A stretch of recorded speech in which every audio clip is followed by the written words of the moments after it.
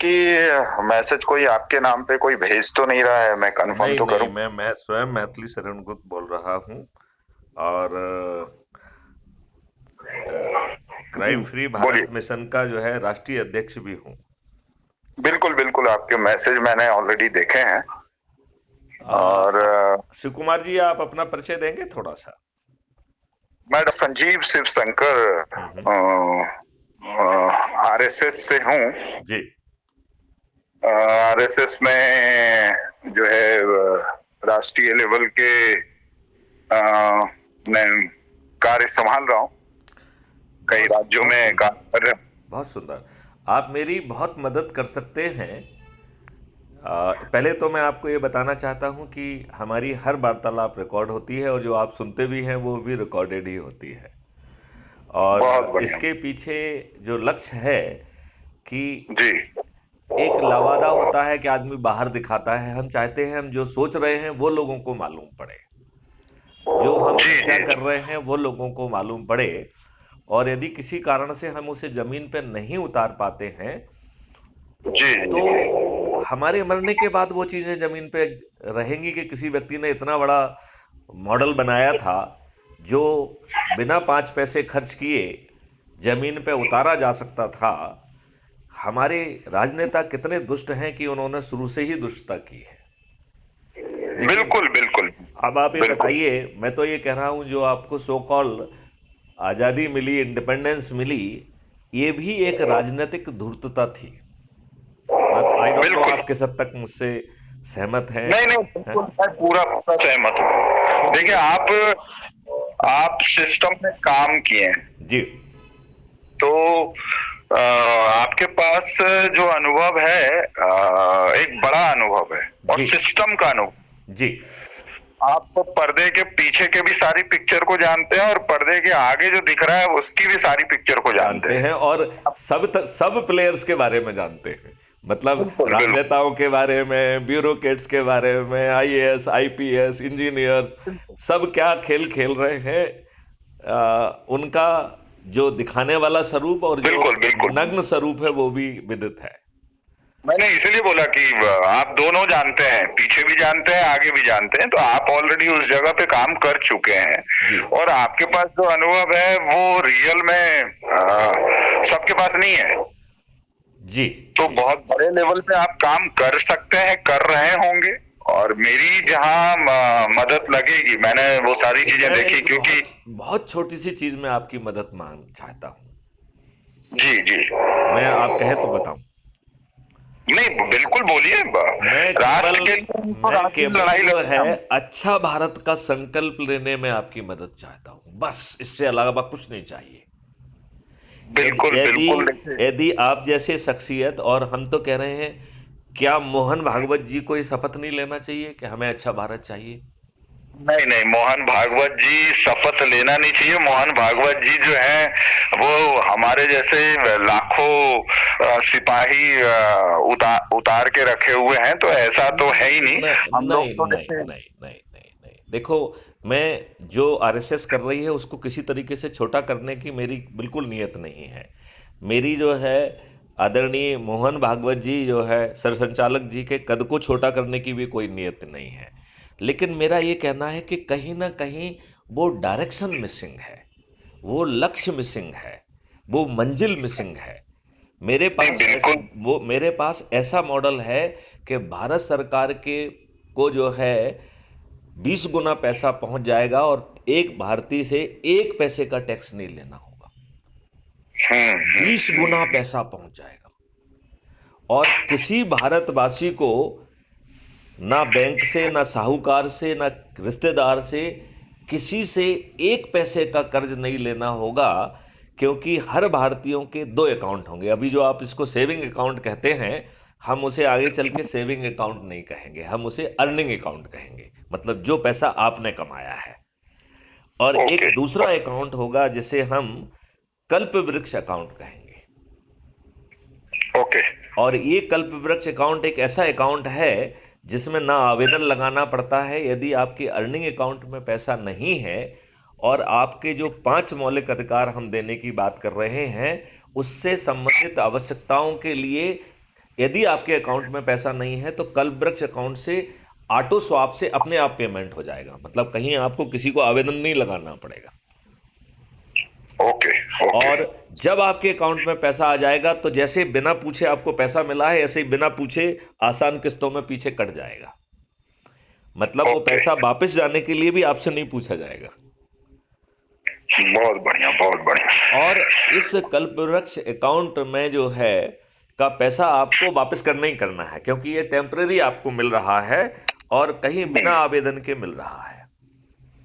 Okay बहुत और बढ़िया। अब आप ये कहेंगे कि साहब हम भारतीय तो जो है ऐसे बेकार लोग हैं कि यदि कोई चीज़ फ्री में मिल रही हो और कल्पवृक्ष अकाउंट मिले तो हम काम ही करना बंद कर देंगे। बिल्कुल बिल्कुल बिल्कुल। तो उस चीज़ को अटेंड करने का भी इस मॉडल में प्रावधान है। ये मॉडल संजीव जी आपको जान के ताज्जुब होगा, ये मॉडल जो है ये कह रहा है कि एज्यूम करिए संजीव जी ने 10 करोड़ रुपए धीरे धीरे अपनी फंडामेंटल राइट्स के लिए विभिन्न कामों में खर्च हो गया, राइट, और वो ऑटो स्वैप से आपको मिल गया। और पीछे बैकएंड टेक्नोलॉजी ये डिसाइड करेगी कि अब जो है डॉक्टर संजीव जी को मदद की ज़रूरत है, राइट, वो टेक्नोलॉजी डिसाइड करेगी, एल्गोरिदम डिसाइड करेगी, राइट। तो सिस्टम आपको फ़ोन करेगा कि संजीव जी हम आपसे मिलना चाहते हैं, आपको समृद्ध बनाना चाहते हैं, आप हमें कब समय देंगे। तो आज की जैसी दुष्ट व्यवस्था नहीं होगी कि नोटिस दे रहे हैं जमा करो नहीं तो तुम्हारी मकान की नीलामी कर देंगे, ऐसा कुछ नहीं कहेगा वो।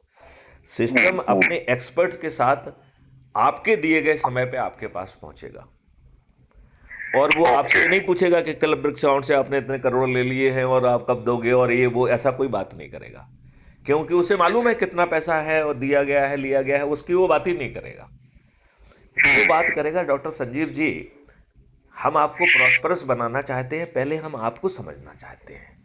तो आपकी शिक्षा क्या है, हुनर क्या है, आप क्या बनना चाहते हैं, आज क्या बनना चाहते हैं और आज से 15-20 साल बाद आप किस मुकाम पे पहुंचना चाहते हैं। और आपसे समझ के वो आपकी कैरियर प्लानिंग आपके कंसल्टेशन में करेगा। जो है वो आपको क्या शिक्षा चाहिए, क्या हुनर चाहिए, क्या ट्रेनिंग चाहिए, उसको जो है ना टेलर करेगा। ओके। और बहुत बढ़िया। फिर जो है वो आपको उस करियर के लिए आपको कोई टूल चाहिए, इक्विपमेंट चाहिए, मशीनरी चाहिए, तो उसको फिगर आउट करेगा। और ये सब चीज़ें आपको मिल जाएंगी और कोई भी चीज मुफ्त नहीं मिलेगी, क्योंकि सबका पैसा कल्पवृक्ष अकाउंट पे माउंट होगा। मतलब ये फ्री भी है, इसमें कोई फ्री भी नहीं है। मतलब 100% मदद है, लेकिन एक भी चीज फ्री में नहीं मिल रही है, राइट। बिल्कुल। अब आपको ट्रेन करा के उन टूल्स में अभ्यस्त कराया जाएगा। अब अज्यूम करिए कि उस मशीनरी को चलाने के लिए 5 लोगों की जरूरत है, हाइपोथेटिकली बता रहे हैं, राइट। आप तो अकेले हैं, तो वो आपके लिए 4 लोगों को आइडेंटिफाई करेगा इन कंसल्टेशन विथ यू, और फिर जो है उस मशीन पे आप लोगों को सिद्धस्त बनाएगा। ऐसे नहीं करेगा वो, आपको एकदम एक्सेल कराएगा उसमें। इसके बाद आपको सर्टिफिकेट देगा और फिर आपको बाजार में नहीं भेजेगा कि भाई साहब जो है ना अब हमने आपको सक्षम बना दिया, अब आप किसी सेठ के पास जाओ या किसी इंडस्ट्रियलिस्ट के पास जाओ कि भैया मुझे ये काम देता है तुम काम दे दो। नहीं, वो आपको राष्ट्रीय संपदा के निर्माण में लगाएगा। और भारत में भविष्य में हर चीज़ राष्ट्रीय संपदा होगी। और राष्ट्रीय संपदा का मतलब ये शासन जो मालिक है ये नहीं है, मतलब शासन जो है राष्ट्रीय संपदा का मालिक नहीं होगा। उसको राष्ट्रीय संपदा हम इसलिए कह रहे हैं कि एक अथॉरिटी के पास वो प्रपोजल जाएगा और अथॉरिटी जैसे ही उसे अप्रूव करेगी, उसके इक्विवेलेंट जो है मनी एडवांस में ऑटो जनरेट होगी, जिसको हमने भारत विकास निधि कहा है। और एक भारत विकास निधि 1.1 रुपये के बराबर होगी। Okay okay. मतलब अब जो है देखिए, आज हम जो रुपए छाप रहे हैं ये बेहुदा रुपए है। क्यों बेहुदा है? क्योंकि पहले जो है इसको छापने के लिए हम गोल्ड मानक रखते थे। उतना पैसा जो है आरबीआई में जमा होता था, उतना गोल्ड जमा होता था। अब वो गोल्ड मानक तो ख़त्म हो गया है, तो सरकार किस आधार पर जो है ना पैसा छाप रही है? जितना वो टैक्स में, उसने बजट जितना तय किया, फिर जितना टैक्स में ले लिया, और फिर जितना अपने चाहे पब्लिक से या यहाँ से या डिवेंचर से, लोन से, आईएमएफ से, वर्ल्ड बैंक से जितना भी उसने कबाड़ पाया, बचा हुआ जो गैप है वो करेंसी छाप के पूरा किया जाता है। इसका मतलब है कि आज की जो करेंसी है वो बेहुदा करेंसी है जिसका कोई मानक नहीं है। बिल्कुल बिल्कुल बिल्कुल। जी, इस बात से आप सहमत से दिख रहे हैं क्या? नहीं नहीं, सही है। कई कंट्री में कुछ कुछ आप जो बता रहे हैं ऐसा कुछ कुछ तो सिस्टम लागू है। हमने ये ट्रेंड करने वाला हम ये बात को खोजे ही ना, चर्चा ही ना करेंगे कहाँ वो है, क्योंकि वहां पर जो भी लागू है उनके हालात में उन लोगों ने तय किया है। तो हम क्यों देखें कि जर्मनी में क्या हो रहा है, फ्रांस में क्या हो रहा है, वहाँ क्या हो रहा है, यहाँ क्या हो रहा है। हम अपना सिस्टम खुद क्रिएट कर लेंगे ना, क्या दिक्कत है भाई? बिल्कुल ना, करप्शन इसमें टोटल खत्म हो जाएगा। पेपर करेंसी ही नहीं रहेगी तो जो है ना, इवन कुछ समय तक रुपए को रखेंगे जो है ना करेंसी के बतौर, लेकिन इसलिए क्योंकि लोग जो रुपए समझते हैं उनको रुपए समझने देना चाहते हैं। लेकिन ये जो भारत विकास निधि है ये रुपए से थोड़ा सुपीरियर करेंसी रखी गई है। ये 1.2 रुपये है और इसका मानक है हम जितनी संपत्ति पैदा कर रहे हैं। तो अब हमने राष्ट्रीय संपदा के निर्माण में, और हर चीज राष्ट्रीय संपदा निर्माण होगी, हम गौशालाएं बनाएंगे क्योंकि हमारी गौशालाएं तो हजारों एकड़ों में फैली होंगी। अब हमने दो चीजों का एलिमेंट का पूरा कर दिया। एक एलिमेंट है धन। धन की पूर्ति हो गई कि नहीं हो गई? बिल्कुल बिल्कुल। मतलब जैसे ही वो संपदा को हमने अप्रूव किया, और इसमें जो अभी हम जो एस्टीमेट बनाते हैं उसमें हम लोगों का शोषण करके बनाते हैं, लोगों को कम पेमेंट दिखाते हैं। यहाँ पर हमें उन्हें समृद्ध बनाना है, तो हमें किसी को कम नहीं देना है भाई। यदि हमें जो है ना कोई संपदा एक 100 करोड़ की है, यदि वो लोगों को पर्याप्त पैसा बांट के 150 करोड़ की होती है तो हम 150 करोड़ पैदा कर देंगे, क्या दिक्कत है? मतलब किसी का शोषण नहीं है उसमें। आज जो है ना शोषण की व्यवस्था है कि हम लोगों को कम कम बांट के ज़्यादा कमा के फिर हम धनी हो जाएंगे, इसलिए हम हर दौर हमारे इंडस्ट्रीज हर दिन धनी हो रहे हैं। हमारे अडानी और अंबानी की जो है ना संपत्ति रोज बढ़ रही है, राइट? इस मॉडल में किसी को डिप्राइव नहीं करना है, क्योंकि आगे चल के धन अपना महत्व खो देगा। महत्व खो देगा क्यों? क्योंकि आपके पास धन है तो भी आपकी आवश्यकताएं पूरी हो रही हैं, और मेरे पास धन नहीं है तो भी मेरी आवश्यकताएं पूरी हो रही हैं। तो धन का क्या महत्व रह गया? आपका जो है ना थाउजेंड्स ऑफ करोड़ होके आपका भवन बन रहा है और हमारे पास एक पैसा नहीं है, फिर भी हमारे रहने के लिए घर बन रहा है, राइट? तो इसका मतलब है कि तो अब हमने दो एलिमेंट की पूर्ति कर ली अभी तक। एक तो हमने कर ली धन की पूर्ति, और दूसरी कर ली है सही मायने में देखा जाए तो हमने मानव जो है ना ह्यूमन रिसोर्स की कमी पूरी कर दी कि नहीं कर दी? हमने ह्यूमन रिसोर्स को ट्रेंड कर दिया है, उसको एक्सेल करा दिया है, टूल्स दे दिए हैं, इक्विपमेंट दे दिए हैं। वो जाके आपके इक्विपमेंट का यूज नहीं करेगा, और वो आज जैसा जो है ना चौराहे पे खड़ा नहीं होगा कि भैया मुझे कौन ले जाएगा। नो, टेक्नोलॉजी बताएगी कि भैया तुम्हारी सेवाओं की वहाँ जरूरत है, वहाँ चले जाओ, और 1 घंटे वहाँ काम करोगे और वो वहाँ पे काम आपका खत्म हो जाएगा, तो दूसरे समय 1 घंटे बाद आपको कहाँ जाना है वो भी प्री डिसाइडेड होगा, और उसमें भी एल्गोरिथम डिसाइड करेगी कि नियरेस्ट आपको किस जगह पे भेजा जा सकता है। मतलब आपके और आपको वहाँ जाने के लिए पैदल चल के नहीं जाना होगा।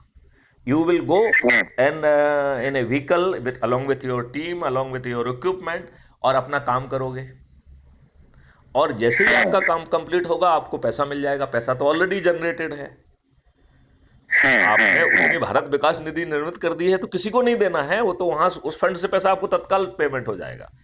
आपका जो है उसमें वर्क प्रोफिशिएंसी मेजर की जाएगी, आपकी वेशभूषा और व्यवहार, ये 3 चीजों को मॉनिटर किया जाएगा, क्योंकि हमें इन 3 चीजों में प्रॉब्लम है। कल यदि चौथी चीज में प्रॉब्लम होगी तो उसको भी मॉनिटर करेंगे, क्योंकि हमें लोगों के वेशभूषा में प्रॉब्लम है, हमें लोगों के आचार विचार व्यवहार में प्रॉब्लम है।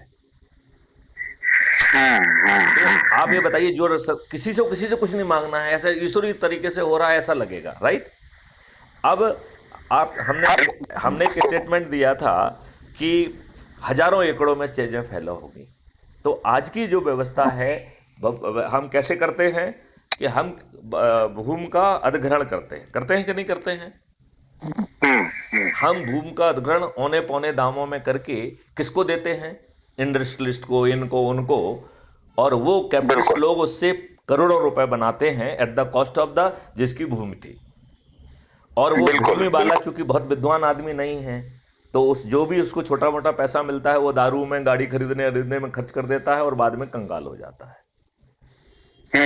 उनमें से 80% की स्थिति तो पूर्णतया दयनीय हो जाती है। हो जाती कि नहीं हो जाती है? बिल्कुल सही कह रहे हैं। हमारा सिस्टम कह रहा है कि हम तो भैया एक्विजिशन एक्ट को ही खत्म कर देंगे, सरकार किसी चीज को एक्विजिशन ही नहीं कर पा सकती है। तो ये जो हजारों एकड़ों में फैले हुए राष्ट्रीय संपदा कैसे निर्मित होंगे फिर? तो इसके लिए एक कॉन्सेप्ट लाया गया है भूमि का। तो भूमि ऑनरशिप क्लब, तो आपकी भूमि है तो वो जिन जिन की भूमि की जरूरत होगी, क्योंकि उसको छोटा कोई नहीं बनाएगा। यदि उसे 5,000 एकड़ में होना है तो 5,000 एकड़ में होगी वो, राइट। तो 5,000 एकड़ में जो भूमि आएगी, उन लोगों की भूमि अधिकृत नहीं होगी, वो मालिक वही बने रहेंगे। वो जो है ना लैंड ऑनर्स क्लब के सदस्य बन जाएंगे, और वो राष्ट्रीय संपदा जो कमाएगी वो प्रोपोर्शनेट उनमें बढ़ जाएगी। तो आज जो उनकी जो आज भूमि कमा पा रही है उससे 1000 गुना या 100 गुना ज्यादा तो वो कमाएंगे। मेंबर रहेंगे तो उनकी भूमि भी कमा रही है, और उनको हमने ट्रेंड करके इक्विपमेंट दे दिया है तो वो भी बहुत कमा रहे हैं। अब बताओ, आज जो शोषण की व्यवस्था है वो बदल गई कि नहीं बदल गई? और किसी भी राष्ट्रीय संपदा के निर्माण के लिए 3 बेसिक एलिमेंट है: लैंड, दूसरा जो है पैसा, और तीसरा ह्यूमन रिसोर्स। बाकी सब चीजें तो यहीं की हैं। यदि आप लोहा यूज करते, आयरन यूज करते, जो भी यूज करते, यहाँ से आ जाएगा, खरीद लिया जाएगा। उसके लिए पैसा क्रिएटेड है। नहीं, सिर्फ तो सही बता रहा है, बिल्कुल। तो आप ये बताइए, जो हमारी इकोनॉमी अभी 3 से 5 ट्रिलियन ले जाने का हम स्वप्न देख रहे हैं, वो 500 और 5000 ट्रिलियन में पहुंच जाएगी कि नहीं पहुंच जाएगी? क्योंकि 140 करोड़ लोगों की एनर्जी राष्ट्रीय संपदा के लिए लगेगी, और भारत का हर आदमी को 5 मौलिक अधिकार मिल जाएंगे: रोजगार का मौलिक अधिकार, शिक्षा का मौलिक अधिकार, स्वास्थ्य का मौलिक अधिकार, भोजन का मौलिक अधिकार, और प्रॉस्पेरिटी एंड खुशहाली का। आज किसी का सोच है क्या ये? नहीं, बड़ा सही सिस्टम आपने बनाया हो, जिसने भी बनाया हो। मैंने ही बनाया है। हाँ, तो बहुत अच्छा है, नो डाउट। मुझे जो है डॉक्टर संजीव, थोड़ा सा ईश्वर ने कृपा की। एक्चुअली में ईश्वर ने इसलिए कृपा की कि वो मुझे एज ए डीजी के रूप में या एज ए पुलिस ऑफिसर के रूप में किसी बड़े काम के लिए पका रहा था। ऊपर वाला तो हर चीज जो है वो ट्रेनिंग देते हैं। अब आप ट्रेंड होके सिस्टम में लग गए, बहुत सारे ट्रेंड होके साइड हट गए। हाँ, आप ठीक कह रहे हैं। नहीं, मैं दूसरी बात कह रहा हूँ। मैं जो कह रहा हूँ, जहाँ मेरी पदस्थापनाएं रहीं, उस समय जो मुझे खट्टे मीठे एक्सपीरियंस हुए, उस समय चाहे मैं नाखुश रहा हूँ, लेकिन यदि मैं पीछे पलट के देखता हूँ तो मुझे उसका रेलेवेंस समझ में आ रहा है। समझ में आ रहा है कि ईश्वर मुझे किसी काम के लिए पका रहा था, जो उस समय हमने नहीं समझा था। मतलब हमें उस समय ये महसूस नहीं हुआ था कि हमें जो है ये सब होने वाला, मतलब है इस काम के लिए तैयार किया जा रहा है। इस बात का आभास मुझे नहीं था। लेकिन now I can relate, right. ये सिस्टम का अगर सही तरीके से जमीन पे उतारा जाए तो ये क्रांति ला सकता है। मैं ये कह रहा हूं, इसे जमीन पर उतारने के आज के राजनेता तो उतार नहीं सकते हैं। अब बताओ। नहीं, वो तो बिल्कुल नहीं उतारेंगे, बिल्कुल नहीं। क्यों नहीं उतारेंगे? मैं उसका रीजन बता रहा हूं।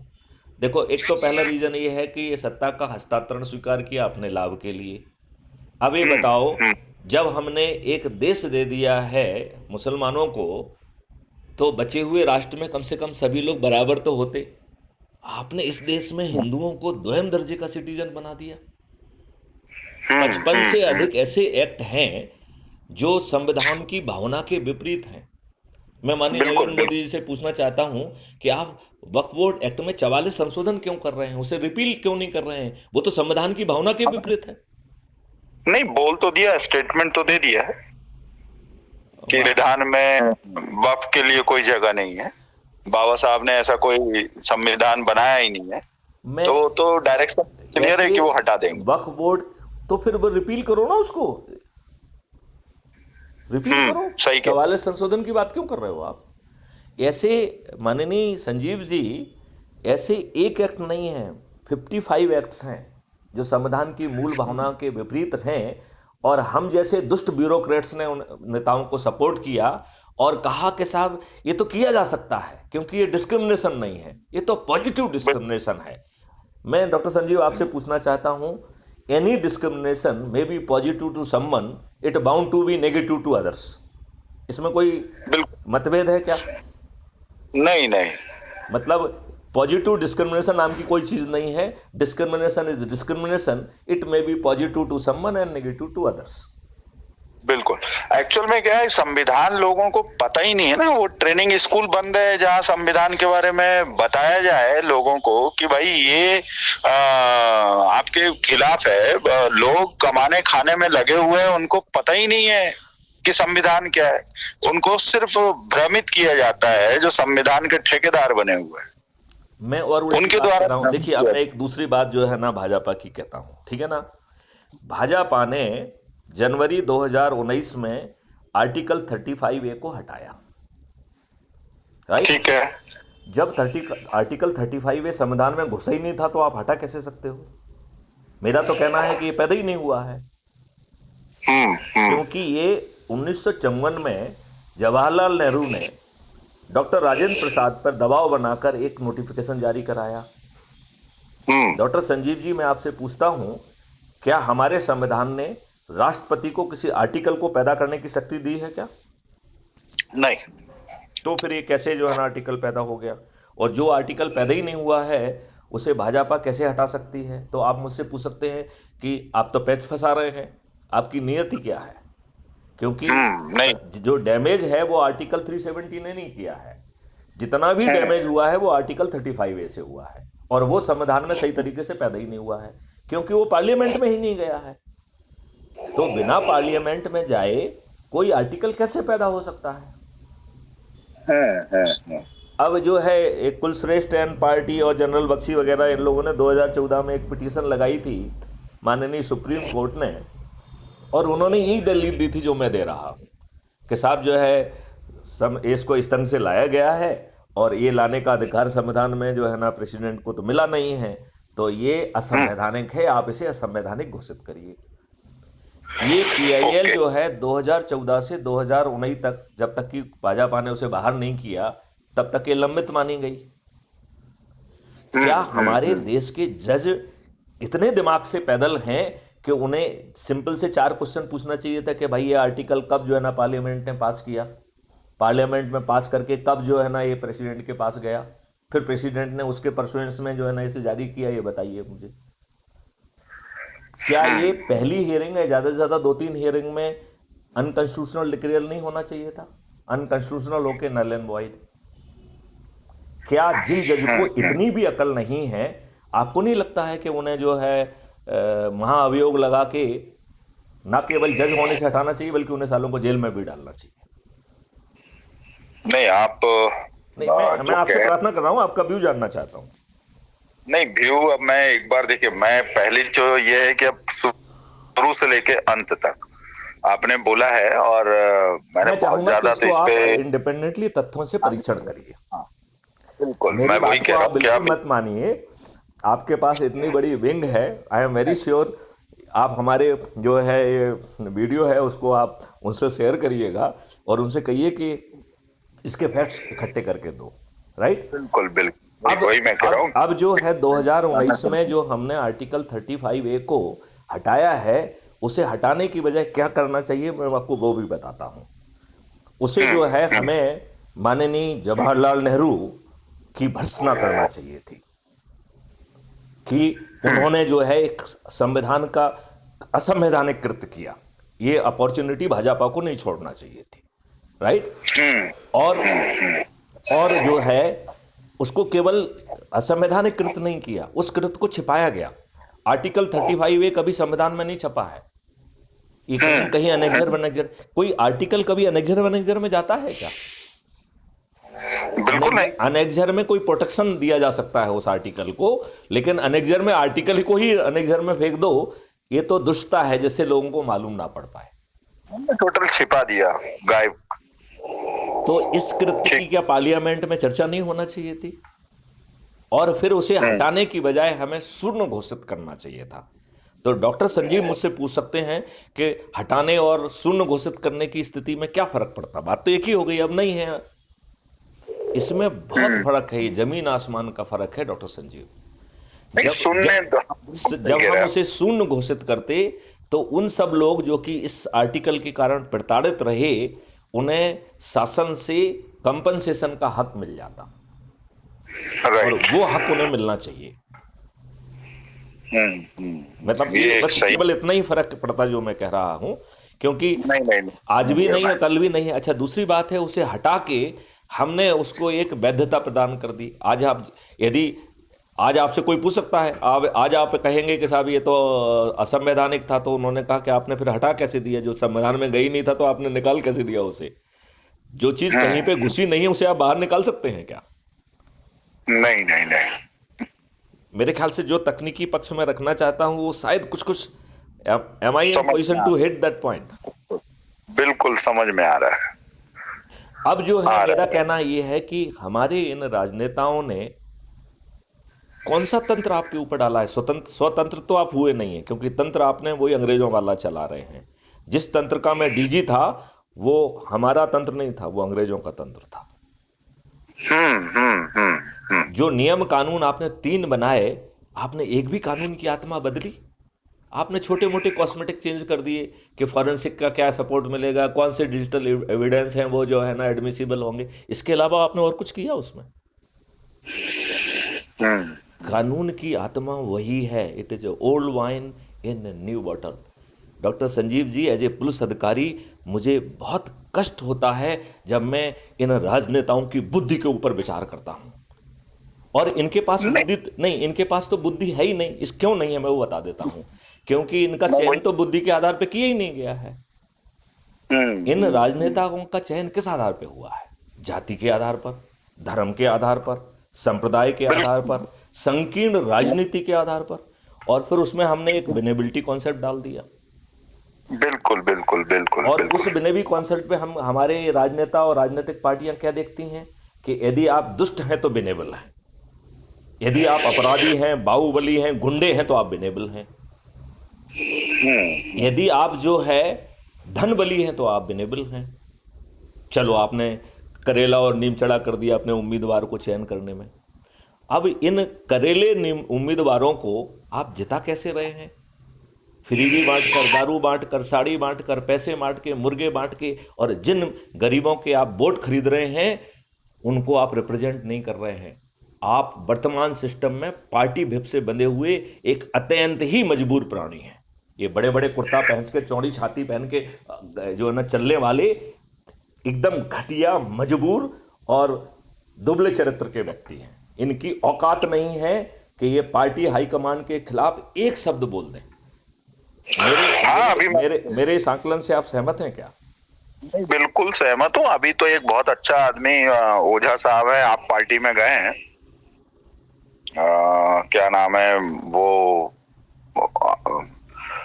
जस्ट अभी कुछ दिन पहले ही है, ओझा नाम पूरा मैं भूल रहा हूँ। मैं तो दूसरी बात कह रहा हूं कि कोई भी ओझा रहे और कोई भी राजनीतिक पार्टी रहे, आज का राजनीतिक तंत्र हमें अच्छा भारत देने की सोच क्षमता खो चुका है, और वो आज की स्थिति में पावर में नहीं आ सकता है यदि वो इस तरीके की घटिया सोच से नहीं चलेगा। तो पावर में ही नहीं आ पाएगा वो। मैं आपकी बात से पूर्णतः सहमत हूँ, बिल्कुल सहमत हूँ। इसके लिए हम ऑलरेडी लड़ाई लड़ भी रहे हैं। नहीं, आपको लड़ाई नहीं लड़ना है भाई, यही तो मैं आपसे कहना चाहता हूँ। आपको लड़ाई नहीं लड़ना है, अच्छे भारत का संकल्प लेना है। हम 4 सरल उपाय आपको बता रहे हैं, उसे पूरा कर देंगे। हम 9वें दिन 100 करोड़ हो जाएंगे। इन राजनेताओं के हम हाथ मजबूत कर पाएंगे, और इन्हें हम सब चीज़ बना के हम देंगे, टेक्नोलॉजी बना के हम देंगे, कानून बना के हम देंगे, और उसे पका के देंगे। मतलब पहले उसे जो है, जिन लोगों ने अपनी ज़िंदगी लगा दी है उनके को हम टास्क फोर्स का हिस्सा बनाएंगे। उनको जो ना मौका देंगे कि देखो ये मॉडल है, ये टेक्नोलॉजी है भैया, इस पर विचार करो, अपने अनुभव के आधार पे आप क्या सुधार चाहते हैं उसमें। तो पहली डिग्री का रिफाइनमेंट हम करेंगे उन लोगों को टास्क फोर्स का हिस्सा बना के जिन्होंने अपनी ज़िंदगी लगा दी, जिनको आज कोई सुनने के लिए तैयार नहीं है। जो बेचारे, उनमें से बहुत सारे तो धरने पे बैठते हैं क्योंकि उन्हें लगता है कि उनकी ज़िंदगी लगी है, ये उनके बच्चों को इसका लाभ मिले, राइट। इसकी पहली डिग्री का रिफाइनमेंट करने के बाद 15 दिन तक ये लाइव चर्चा में रहेगा और वो सब्जेक्ट एक्सपर्ट करेंगे, क्योंकि जिन्होंने जिंदगी लगाई है वो अलग हैं और जिन्होंने सब्जेक्ट एक्सपर्ट का मुखौटा लगा के रखा है वो दूसरे लोग हैं, राइट। तो जो सब्जेक्ट एक्सपर्ट का जिनके पास मुखौटा है उनसे 15 दिन तक लाइव डिस्कोर्स चलेगा, जिसमें आम जनता भी भाग लेगी, पत्रकार भी भाग लेंगे, और उनके जो है ना निचोड़ से जो चीज़ निकलेंगी उससे हम दूसरी डिग्री का रिफाइनमेंट करेंगे। फिर 45 दिन तक पूरे देश में आम जनता जो है ना उस पर लाइव चर्चा करेगी, और इस दौरान जो उसको शंकाएं कुशंकाएं उसके दिमाग में आई हैं वो उन पर फोकस करेगी, और यदि उसके दिमाग में कुछ सुझाव आ रहे हैं तो सुझाव पे फोकस करेगी। तो जो शंकाएं कुशंकाएं को निर्मूल कर दिया जाए यदि मॉडल में कोई डिफेक्ट है तो, और उनकी कुछ सलाह है वो इम्प्लीमेंटेबल है तो उसको अडॉप्ट कर लिया जाए। इसके साथ तीसरी डिग्री का रिफाइनमेंट होगा, और फिर ये चीज़ पार्लियामेंट में पहुंचेगी, और पार्लियामेंटेरियन का केवल एक ही काम रहेगा कि इन 3 लेवल पे जो रिफाइनमेंट हुआ है उसकी पूरी क्वेश्चनायर उनके पास रहेगी, और वो अपने विवेक का यूज करेंगे कि भैया कुछ चीज़ छूट तो नहीं रही है, तब ये पार्लियामेंट में पारित होगी। अब सवाल उठता है कि क्या ये दुष्ट राजनेता जो इस तरीके से आए हैं उनका सोच चिंतन ऐसे भारत को देने का होगा, तो उसका जवाब है नहीं। तो उसके लिए फिर ये जो ना नेक्स्ट फार्मूला आ रहा है कि हम 9 दिन में 100 करोड़ हो सकते हैं, और उसके लिए 4 सरल छोटे उपाय हैं। यदि डॉक्टर संजीव आप सुनना चाहें तो मैं आपको बताना चाहूंगा। बताइए बताइए, बिल्कुल तो बताइए। इसमें इसकी शुरुआत होती है, इसको हमने सत्यनारायण की कथा कहा है, 4 छोटे उपायों को। हालांकि ना इसमें सत्यनारायण भगवान है, ना इसमें कोई पूजा है, ना कोई प्रसाद है। यहाँ जो है ना पूजा ना करने से संग और जो है ना प्रसाद ना लेने से सत्यनारायण भगवान नाराज नहीं होते हैं। तो ये नए युग की सत्यनारायण कथा हमने इसको नाम दिया है, जस्ट सिंप्लिसिटी के लिए, कि इससे आपके सभी कष्ट निवारण हो जाएंगे, इसलिए हमने इसे सत्यनारायण कथा कहा है। क्योंकि हमने बचपन से ऐसा सुना है कि सत्यनारायण कथा करने से और पूजा करने से सभी कष्ट दूर हो जाते हैं और मोक्ष प्राप्त होता है। ऐसा बचपन से हम अपने घर में सुनते आए हैं, माँ बाप को पूजा करते देखते आए हैं, राइट। तो हमने सत्यनारायण कथा का नाम वहां से लिया है, लेकिन इसमें कथा कहीं नहीं है, ये टेक्नोलॉजी ड्रिवन व्यवस्था है। तो इसमें 4 अध्याय हैं, 1 मिनट में वो 4 अध्याय कहे जा सकती हैं। मैं एक एक करके आपको सुनाता हूँ। पहला अध्याय कह रहा है कि भाई साहब आपको इस कथा को जो है ना प्रारंभ करने के पहले अच्छे भारत का संकल्प लेना होगा, और यदि आप अच्छे भारत का संकल्प नहीं लेने की स्थिति में है तो आपको कथा सुनने का हक नहीं है, राइट। और वो कह रहा है कि अच्छा, उसने कहा कि हाँ मैंने संकल्प ले लिया, तो वो फिर कथा चालू होती है। तो कथा ये है कि अपना मोबाइल फ़ोन उठाओ और उसको खोलो और यूट्यूब चैनल को खोलो और उसमें crime free Bharat mission type करो, और वो जो चैनल है वो Maithili Sharan Gupt farmer DGP president crime free Bharat mission के द्वारा चलाई जा रही है, उसे सब्सक्राइब करो और संकल्प लो कि हम एक वीडियो रोज़ देखेंगे, और यदि वो वीडियो आत्मा को टच करेगा तो फिर अपने परिवार के सदस्य, रिश्तेदार, मित्र, पड़ोसी और जिनसे हम जुड़े हैं उनको भेजेंगे, और यदि वो आत्मा को टच नहीं कर रहा है तो उसे कचड़े में फेंक देंगे। इसके साथ ही सत्यनारायण कथा का पहला अध्याय समाप्त हो जाता है। बताइए इसमें कोई दिक्कत है क्या? नहीं, कोई दिक्कत नहीं है। अब सत्यनारायण कथा का दूसरा अध्याय कह रहा है कि भाई साहब आपने अभी अभी जो crime free Bharat mission YouTube channel को सब्सक्राइब किया है, उसके प्रत्येक वीडियो में के डिस्क्रिप्शन बॉक्स में हमने एक ऐप की लिंक दी है, वो crime free Bharat mission app है। तो फिर कुछ सामने वाला पूछता है कि भैया हम तो रोज वीडियो देखते हैं लेकिन हमें कहीं डिस्क्रिप्शन बॉक्स तो दिखता ही नहीं है। तो फिर समझाया जाता है कि आपके हर वीडियो के नीचे एक टाइटल है, और टाइटल के लास्ट में यदि आप ध्यान से देखें तो पतले अक्षरों में MORE मोर लिखा हुआ है। तो आपको मोर पे क्लिक करना है। तो जब आप मोर पे क्लिक करेंगे तो आपका डिस्क्रिप्शन बॉक्स पार्सली खुलेगा, पूरा फिर भी नहीं खुलेगा। तो 2-3 लाइन दिखेंगी और उसके बाद में जैसा हेडिंग में लिखा है वैसे ही पतले अक्षरों में MORE मोर लिखा है। जब हम पार्सली खुले हुए डिस्क्रिप्शन बॉक्स के मोर पे क्लिक करेंगे तो फिर डिस्क्रिप्शन बॉक्स पूरा खुल जाएगा, तो हम उस संदेश को भी पढ़ पाएंगे, और उसमें जो लिंक है उससे crime free Bharat mission app को डाउनलोड करना है, और crime free Bharat mission app के डाउनलोड होते ही सत्यनारायण कथा का दूसरा अध्याय भी समाप्त हो गया। कोई दिक्कत है? नहीं, कोई दिक्कत ठीक है। अब सत्यनारायण कथा का तीसरा अध्याय कह रहा है कि अभी अभी आपने द्वितीय अध्याय के तहत जो crime free Bharat mission app को डाउनलोड किया है, इसको खोलिए। इसमें नीचे जो है, जो आपने ऐप को डाउनलोड करते वक्त और उसको सबमिट करते वक्त जो आपने अपना फ़ोटो डाला है, उस प्रोफाइल पे क्लिक करेंगे तो आपको सबसे पहले अपना फ़ोटो आइडेंटिटी कार्ड, जो कि ऑटो जनरेटेड है, वो दिखाई देगा। और उसके नीचे शेयर करने के 3 लिंक हैं। तो share on WhatsApp, copy link करके हम कहीं पेस्ट कर सकते हैं, और तीसरा है उसमें शेयर ऑन एनी मीडिया। तो ऐप से ही आप सीधे ट्विटर, फेसबुक, जहाँ चाहो वहाँ उसको आप भेज सकते हो। तो ये आपका बड़ा इनेबलिंग ऐप है।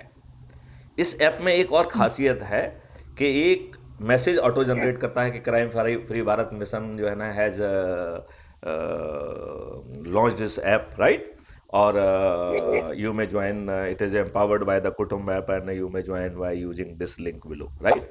जो वो लिंक है वो आपकी लिंक है।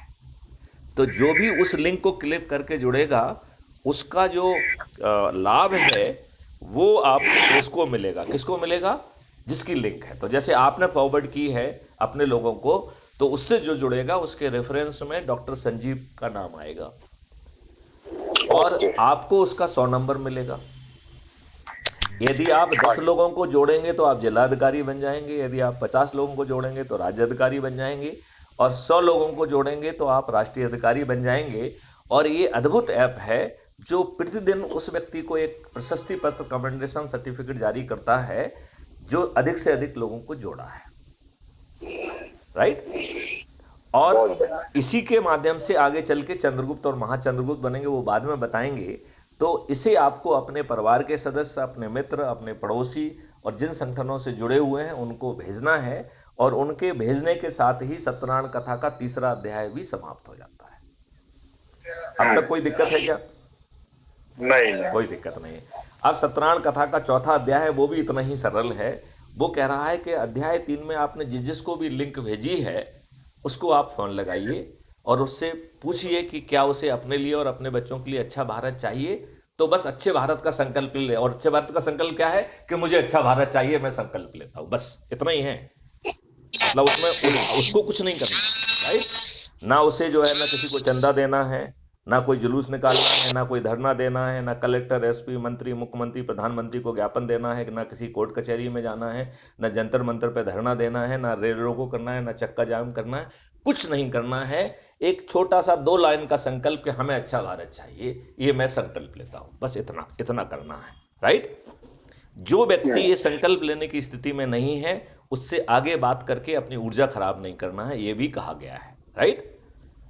और जब वो ये संकल्प लेता है तो यही 4 छोटे से सरल उपाय करना है। और यदि हम ये 4 सरल उपाय कर देते हैं, प्रतिदिन 10 लोगों से भी बात करते हैं, तो 9 दिन में हम 100 करोड़ हो जाएंगे। सिर्फ 10 लोगों को संकल्प दिलाना है और फॉलो अप करना है। हम 9 दिन में डॉक्टर संजीव 100 करोड़ हो जाएंगे। और ये 100 करोड़ लोग एक साथ इसलिए जुड़े हैं कि उन्हें अच्छा भारत चाहिए। अब बताइए, हम अपने राजनेताओं को, जो कि दुष्ट व्यवस्था के तहत पैदा हुए हैं, उन्हें हम विवश कर पाएंगे कि नहीं कर पाएंगे अच्छे भारत के लिए? नहीं, आराम से कर दे। वो विवश क्या 100 हो तो करोड़ खत्म लोग नहीं नहीं, विवश तो करना पड़ेगा। नहीं तो ये इतने दुष्ट लोग हैं, ना शिक्षा है, ना चरित्र है, ना कुछ है। भाषण देने में पारंगता है, विष फैलाने में पारंगता है, गुंडों को पालने में पारंगता है, जिन्हें अपने डायाज पे गुंडों मवालियों को बिठाने में कोई लज्जा नहीं आती है, जो अपने वीडियो में जो है ना 15 लोगों के फोटो छापेंगे, उनमें से 15 में से 12 जो है ना कम से कम गुंडे मवाली होंगे। नहीं, बिल्कुल सही कह रहा है। तो बिना विवश मैं किए तो हमारी व्यवस्था चलने वाली नहीं है, राइट। तो मेरा ये मानना है कि जब 100 करोड़ लोग एक महालक्ष्य से जुड़ के इकट्ठे हो गए हैं और ऐप से जुड़े हुए हैं, जिनमें संवाद है, जिनको रोज अपने मैथिली संगीत को सुनने का मौका मिल रहा है, जो वो कहना चाहते हैं वो भी उसमें अपलोड करने की व्यवस्था है। तो आपको अकेला सुनना नहीं है, आप क्या सुनाना चाहते हैं वो भी उसमें सबमिट कर सकते हैं, ठीक है ना। It is a very powerful act that way, app that way, ठीक है ना। अब जो है, यदि राजनेता नहीं मानेंगे तो ये इस मॉडल ने आगे उसकी व्यवस्था भी की है। वो कह रहा है कि ऐसे 543 लोग जो सबसे अधिक लोगों को जोड़ेंगे, उन्हें क्राइम फ्री भारत जो है टिकट दे देगा एमपी का। तो कहेंगे भाई क्राइम फ्री भारत तो मिशन है, टिकट कैसे दे देगा? तो क्राइम फ्री भारत मिशन ने एक पॉलिटिकल पार्टी भी क्रिएट की दी है जो रजिस्टर हो चुकी है अभी, जिसका नाम है ओके। श्रेष्ठ आत्मनिर्भर भारत पार्टी, जिसका राष्ट्रीय अध्यक्ष मैथिली शरण गुप्ती है। ठीक है ना? तो मैथिली राइट शरण गुप्त राइट। जो है क्राइम फ्री भारत मिशन के राष्ट्रीय अध्यक्ष भी हैं और श्रेष्ठ आत्मनिर्भर भारत पार्टी के भी राष्ट्रीय अध्यक्ष हैं। और ये पार्टी कोई राजनीति का काम करने के लिए नहीं बनाई गई है, ये सिर्फ चंद्रगुप्तों को टिकट बांटने के लिए बनाई गई है। तो आप बताओ, जो लोग सबसे अधिक लोगों को जोड़कर इस संख्या को 100 करोड़ को पहुंचाने में मदद करेंगे, भागीरथी प्रयास करेंगे, ऐसे 543 लोगों को चंद्रगुप्त कहा जाएगा और उनको जो है ना सांसद का टिकट पहुंच जाएगा। और हम 100 करोड़ लोग छत पर चढ़कर थाली बजाकर दीपक जला के संकल्प लेंगे, तो ये हमारे पूरे 543 चंद्रगुप्त जीत जाएंगे कि नहीं जीत जाएंगे? बिल्कुल बिल्कुल। आप ये बताओ, माननीय नरेंद्र मोदी जी जो आज हमारे ऑनरेबल प्राइम मिनिस्टर हैं, इन 100 करोड़ लोगों की आंधी में वो भी हार जाएंगे कि नहीं हार जाएंगे? देखिए, मैं ये तो नहीं कहूंगा कि नहीं, मैं उनका कहना चाहता हराना। हूं, मैं इसलिए कहना चाहता हूं कि मैं चाहता हूं कि नरेंद्र मोदी जी इसकी बात को समझें और भैया इसे अडॉप्ट कर लें। हम उन्हें 240 की बजाय 100 करोड़ लोग उन्हें 500 पार कर देंगे। इसलिए हम उनको समझाना चाहते हैं कि मैं तो ये देखो, कहूंगा। दो चीजें हैं इसमें। यदि आप हमारी बात मान के बेबस हो जाते हैं तो हम 240 की जगह आपको 500 पार करा देंगे, और यदि आप नहीं बिल्कुल। मानेंगे तो हम अपने चंद्रगुप्तों को पार्लियामेंट भेजेंगे और जो काम आपसे राइट करा रहे थे वो हम खुद कर देंगे। Right right. मैं वही बोल रहा हूँ कि जी। मोदी जी, आपने जो सारी चीजें बताई है, कहीं ना कहीं मैं जहां तक समझता हूँ कि मोदी जी चाहते हैं, बट कुछ मोदी जी बिल्कुल मजबूरियां। नहीं चाहते हैं। यदि मोदी जी चाहते तो व्हाट्सअप मुझे रोज बाधित नहीं करता। मैं वो मुझे बाधित करता है। डॉक्टर संजीव, आपको ताज्जुब होगा, हमने इतने स्क्रीनशॉट एज एविडेंस जो है इकट्ठे करके रखे हैं कि जिस दिन चाहे हम व्हाट्सअप को नंगा कर देंगे। व्हाट्सअप से जो है ना कई करोड़ जो है ना कंपनसेशन ले सकते हैं। नहीं, वो आप सही कह रहे हो। व्हाट्सअप मेरे को भी नहीं, मेरा ये हर कहना है कि व्हाट्सअप को मैथिली शरण गुप्त से तकलीफ नहीं हो सकती है, तो किसको तकलीफ है? सत्ता में बैठे लोगों को। और हम जैसे ही IAS IPS अपने सीक्रेट फंड से जो है ना पैसा दे रहे होंगे उसको ब्राइब करके, भैया कर दे यार तू यार। बिल्कुल नहीं, आप सही हो, क्योंकि लेकिन मैं मैं ये क्या कह जानता रहा हूं हूँ। कि ये हमारे ही IAS IPS जो है ना बाधित करने में भूमिका निभा रहे होंगे, और सीक्रेट सर्विस फंड जो कि दूसरे कामों के लिए है वो इसे इस काम में दुरुपयोग कर रहे होंगे। मुझे ये समझ हाँ, है। वो नहीं, आप बिल्कुल देखिए। आप, मैंने पहले एक बात बोला है कि आप सिस्टम के पार्ट रह चुके हैं, आपको सब कुछ पता है। लेकिन जहां तक व्हाट्सएप वाली बात है, तो व्हाट्सएप तो उठा के मेरा भी हर दूसरे दिन ब्लॉक कर देता है। नहीं लेकिन तो आपका नहीं, लेकिन यदि वो जानता है कि डॉक्टर संजीव ये शख्सियत हैं और इसके बाद अब भी वो वो आपको ब्लॉक कर रहा है बिना किसी टर्म्स ऑफ सर्विस के वायलेशन के, तो ये व्हाट्सएप की शुद्ध दुष्टता है। इसके लिए व्हाट्सएप को दंडित होना चाहिए। नहीं, मैंने तो उन्हें एक लीगल नोटिस भी भेज दिया था कि भाई, मैं तुम्हें कोर्ट में खड़ा कर दूंगा, मेरे को बार बार कर रहे हो, क्यों कर रहे हो। मैंने तो उन्हें भेजा था, तो फिर उन्होंने मेरा अकाउंट ऑलरेडी 3 4 5 महीने तक ब्लॉक रखा था, फिर हाँ हाँ। खोला उन्होंने। मेरा जो हमारा जो अकाउंट वो है कुछ सिर्फ कुछ घंटों के लिए ब्लॉक कर पाते हैं, लेकिन उन्होंने एक दूसरा फंडा निकाल के रखा है। वो इनिशियलाइज करने में 4-5 दिन खा जाते हैं। नहीं समझे ना? मतलब उन्होंने आपका अकाउंट रिस्टोर कर दिया है, लेकिन आपका अकाउंट फिर से आप नॉर्मल यूज करके, अच्छा उन्होंने हमारे अकाउंट को बाधित करके रखा है। हम कोई नंबर सेव नहीं कर सकते हैं। हम जो ब्रॉडकास्ट है उसमें वो कहते हैं कि आपका मैसेज सिर्फ उसी को जाएगा जिसने सेव आपका नंबर सेव करके रखा है। क्यों क्यों भैया क्यों जाएगा? मैथिली शरण गुप्त कोई टेररिस्ट हैं? मैथिली शरण गुप्त IPS ऑफिसर हैं, जिन्होंने जो है 7 साल तक जो DGP रहे हैं, जिन्होंने बिल्कुल 32 इंस्टीट्यूशंस के साथ टेक्नोलॉजी डेवलप की है, जिन्होंने 12 स्मार्ट इंडिया हैकाथॉन करके जो है टेक्नोलॉजी डेवलप की है। तो अकेला पुलिसिंग का निचोड़ नहीं है, टेक्नोलॉजी का निचोड़ भी मैथिली शरण गुप्त के पास है। बिल्कुल और मैथिली शरण गुप्त बात कोई किसी देशद्रोह के बात में बात नहीं कर रहे हैं, किसी व्यक्ति विशेष के बारे में बात नहीं कर रहे हैं, सिस्टम को सुधारने की बात कर रहे हैं, अच्छे भारत की बात कर रहे हैं। तो भाई साहब, अच्छे भारत के लिए व्हाट्सएप के पेट में दर्द क्यों है? नहीं, व्हाट्सएप के पेट में दर्द है, वो दर्द तो ठीक किया जाएगा। वो तो हमें भी लग रहा है कि उनका इलाज किया जाएगा। मुझे लगता है कि जो व्यवस्था अपने अधिकारियों से इन्हें सीक्रेट सर्विस फंड का पैसा दे रही हो, उन राजनेताओं के में इतना नैतिक साहस भी नहीं है। तो मेरा ये मानना है नरेंद्र मोदी जी में भी बिल्कुल नहीं है वो साहस। आप ये बताइए, आपका जो इलेक्शन का जो फंडिंग हुआ है, इलेक्शन का जो इलेक्ट्रॉनिक बॉन्ड बनाया था फॉर पॉलिटिकल पार्टीज, उसमें कितना नंगा नाच हुआ है। कंपनियों को नोटिस दिया गया है, उस नोटिस के बाद उन्होंने वो बॉन्ड में पैसे खर्च किए हैं और उनकी जितनी आय है उससे 6 गुना ज़्यादा पैसा उन्होंने दिया है। इसका मतलब है कि वो इन्वेस्टर से पैसा उठा के उन्होंने वो राजनीतिक पार्टियों को दिया है। क्या ये माननीय नरेंद्र मोदी जी की शुद्ध दुष्टता नहीं है?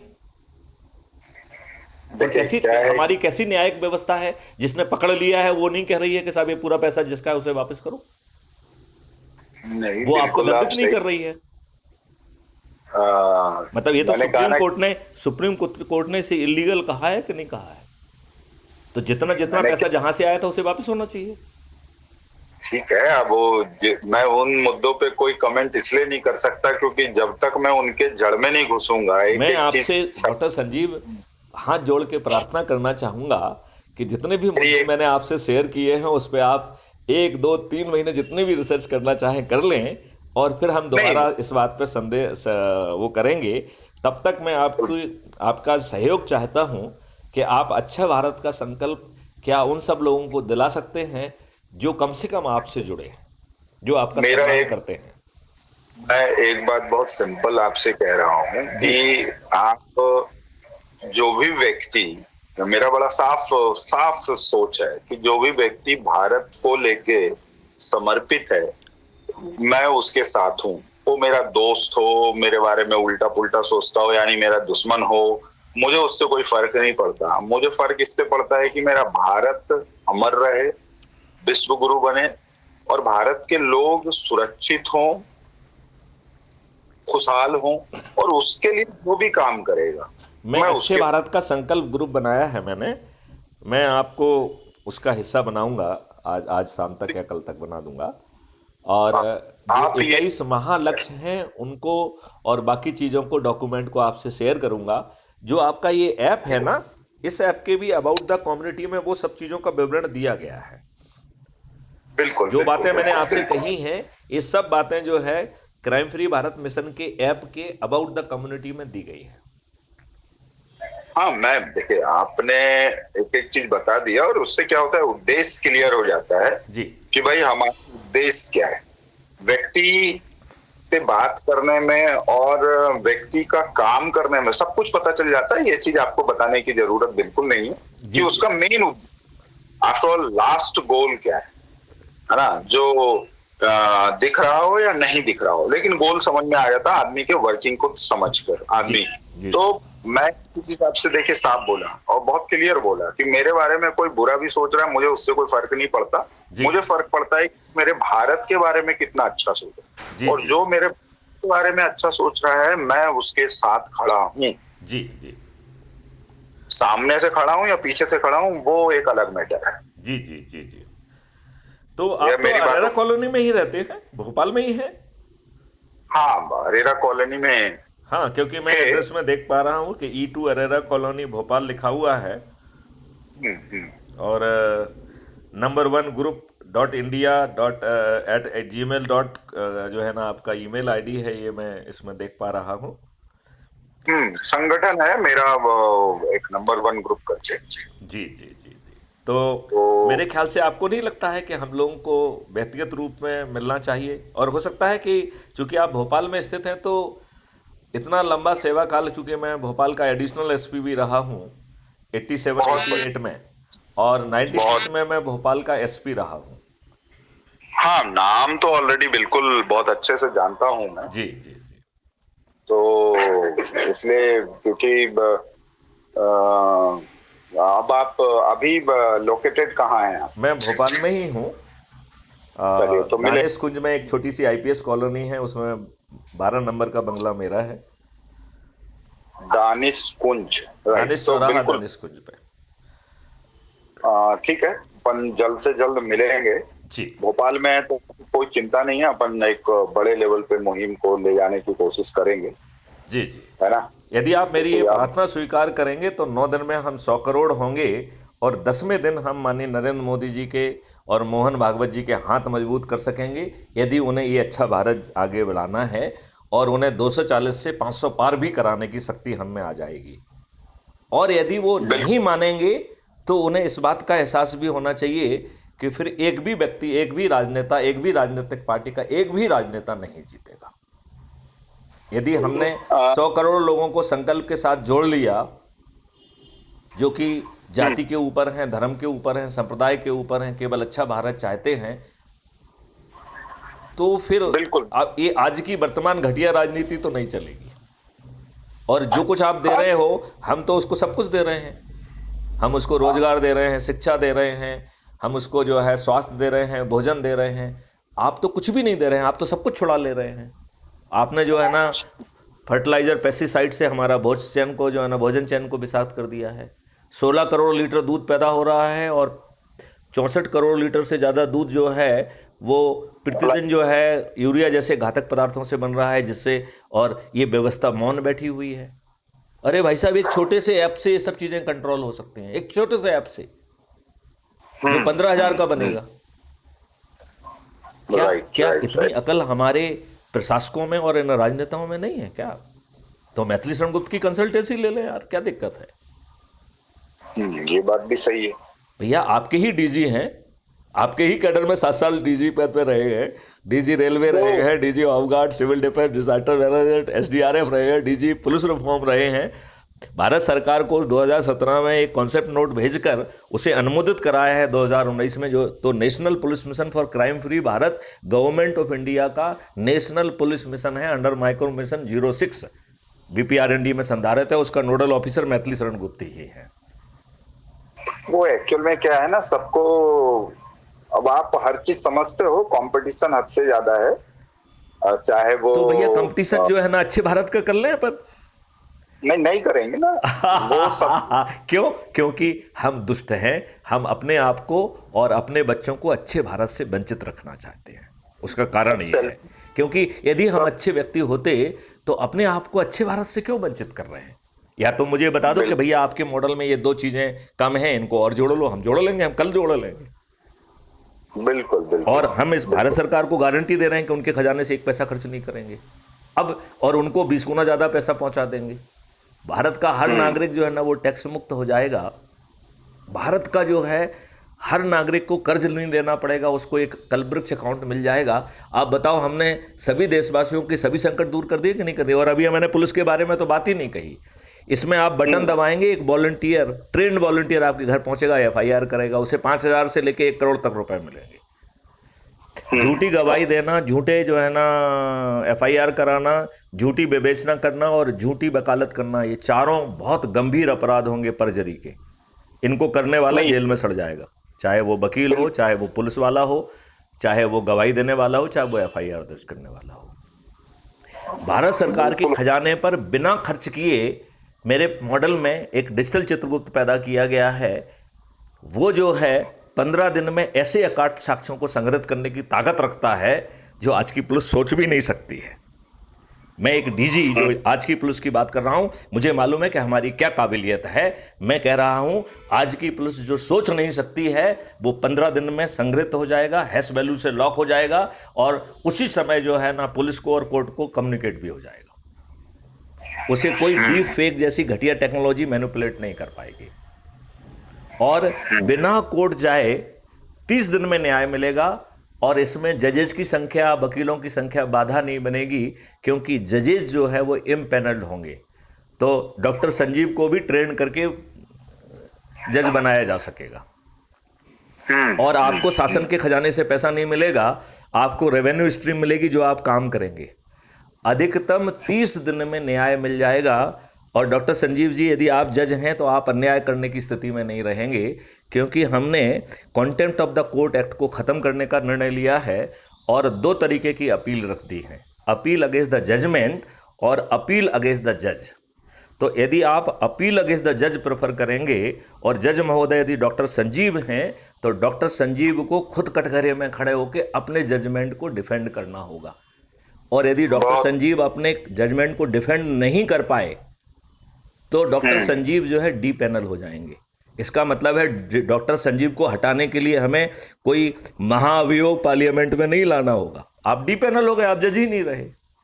और उल्टा जो है आपको लाखों रुपए का हर्जाना देना होगा। आप बताइए, मैं आपसे पूछता हूं कि आप जज हैं, क्या आप अन्याय करने का सोच भी रख पाएंगे क्या? नहीं नहीं, बिल्कुल ये सही है, बिल्कुल सही है। तो 30 दिन में आपको बिना कोर्ट जाए distributed video based trial system के माध्यम से आपको वो मिल जाएगा। ऐसा अद्भुत सिस्टम मिल रहा है जिसमें टैक्स भी नहीं लग रहा है, जिसमें प्रशासनिक व्यवस्था बदल जा रही है, जिसमें आपकी न्यायिक व्यवस्था बदल जा रही है, जिसमें पानी जो है ना फिर से 9 फीट पे आ जाएगा, पेड़ों की संख्या 3 गुना हो जाएगी, गायों की संख्या 10 गुना हो जाएगी, भारत सरकार के खजाने पे 1 पैसा का बोझ नहीं आएगा। तो बताइए, किसी के भी पेट में ऐसे भारत पैदा करने में कोई दर्द होना चाहिए क्या? किसी के भी पेट में सपना नहीं है ना लोगों के पास। तो मैं तो बांट रहा हूं भारत ना। या तो मुझसे चर्चा करें कि भाई मैथिली शरण गुप्त जी, आप सठिया गए हैं क्या? 60 साल के तो आप हो ही गए हैं, लेकिन साथ में सठिया भी गए हैं क्या आप?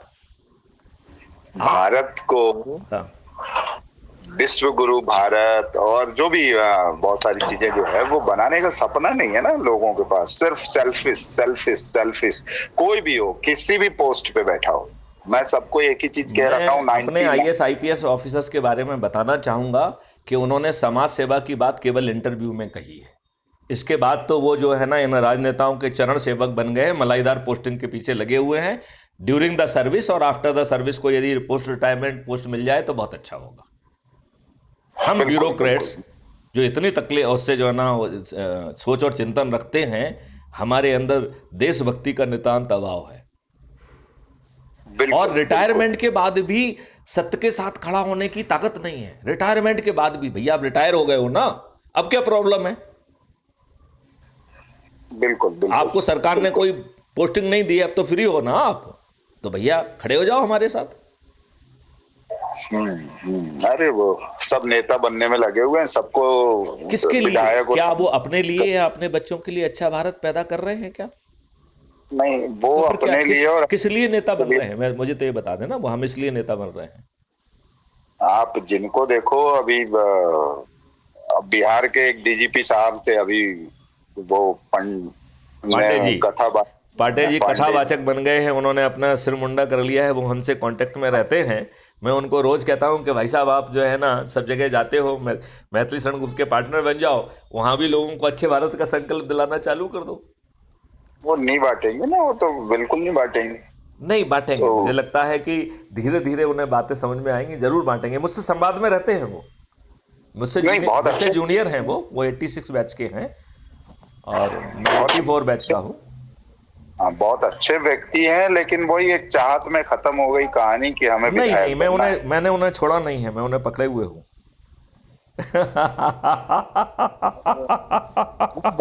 मेरी उनसे बात होती रहती है, हालांकि वो दूसरे लोगों के फोन नहीं उठाते हैं, लेकिन मेरा फोन उठाते हैं। नहीं, आप सिस्टम के पार्ट हैं, बिल्कुल उठाएंगे वो। और करते हैं जो आप चीज बोल रहे हो, मैं कहीं ना कहीं उसी तरीके की सोच रखता हूँ जी, और उसी के लिए मेहनत बचपन से कर भी रहा हूँ। और एक अकेला व्यक्ति तो खैर क्या होता है कि हम जो बातें कर रहे हैं, आप रियल में लोग सुनेंगे तो यही बोलेंगे कि आप सठिया गए हो। ये बिल्कुल नहीं कहेंगे। ये इतना सॉलिड मॉडल है कि इससे देश बदल जाएगा।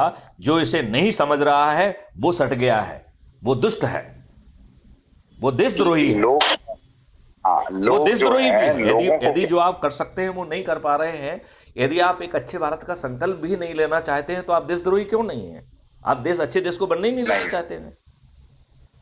वही चीज कह रहा हूँ कि लोगों को क्या होता है कि लोगों को ये जो पूरा सिस्टम है, जी, जब वो आएंगे, टाइम देंगे, सोचेंगे देश के बारे में, तब तो ये सिस्टम सब। अब क्या होता है कि लोग देश के बारे में सोच नहीं रहे ना, तो वो कहते हैं यार ना हम सोच रहे हैं ना लोग सोचेंगे, तो वहां जाकर सिस्टम। देखिए, मैं तो ना तो आपको सोच बदलना चाहता हूं, ना आपका समय ले रहा हूं। अरे भैया, 2 लाइन का संकल्प ले लो कि हमें अच्छा भारत अपने लिए और अपने बच्चों के लिए चाहिए। तो सेल्फिश बात कह रहा हूं ना भैया, सेल्फिश हो जाओ ना। मैं तो आपको तकलीफ नहीं दे रहा हूं ना। वो स्टेप बाय स्टेप जो है, वो स्टेप बाय स्टेप तो चलना पड़ेगा। इकट्ठे अपन सीसी नहीं पिलाएंगे उनको, लेकिन आप थोड़ा थोड़ा जो स्टेप बाय स्टेप डोज जो है वो सिस्टम को धीरे धीरे फॉलो करके फिर वो रेगुलर हो जाएंगे। शुरू में आदमी क्या होता है, स्कूल जाने से बच्चा घबराता है, अरे नहीं ठीक कहा जाना। आपने, ठीक कहा। हाँ, वो बचपन में आप याद करें, और अगर चला भी गया तो 2-4 दिन के बाद जब वो मैडम डांट लगाती है तो फिर बच्चा जाने से रोने लगता है, नहीं हम जाएंगे ही। तो वो वही कहानी है, लेकिन धीरे धीरे धीरे धीरे धीरे धीरे वो एक सिस्टम में आ जाता है और फिर डेली स्कूल खुद ब खुद चला जाता है।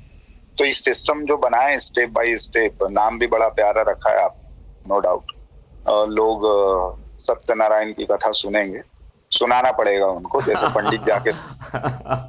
तो सजीव जी, वो आप देश के नाम एक संदेश दे दीजिए, क्योंकि हम हर वार्तालाप के बाद में एक सामने वाले से देश के नाम संदेश जरूर लेते हैं। संदेश तो देखिए एक ही बहुत क्लियर है, जो मैं आपसे बात करके बोल चुका हूँ ऑलरेडी, कि जो आपने सिस्टम बनाया है वो सिस्टम बहुत अच्छा है। करेक्शन होंगे, अगर कुछ खामियां होगी तो वो तो वर्किंग करने के बाद कुछ करेक्शन हो सकते हैं, लेकिन मेन चीज ये है कि आपका जो गोल है वो गोल साफ दिख रहा है। एक लाइन में इसको बोलेंगे, क्योंकि अगर लोग सशक्त होंगे तो ये सिस्टम भारत को विश्व गुरु भारत बना सकता है। और इस सिस्टम को लोगों को बताना चाहिए, लोगों को समझाना चाहिए, और धीरे धीरे धीरे धीरे लोगों को समझ में भी आएगा। अगर हम उन्हें समझाएंगे धीरे धीरे तो समझ में भी आएगा, और जो आपका मिशन है वो मिशन कामयाब हो। चलिए, आपके मुंह में घी शक्कर, मरने के पहले हम एक अच्छे भारत को जमीन पे उतार सके तो ईश्वर को धन्यवाद देंगे। और इसी के साथ बिल्कुल। जो है ना, इस वार्तालाप को विराम देते हैं। जय हिंद, जय भारत, वंदे मातरम, जय गुरुदेव।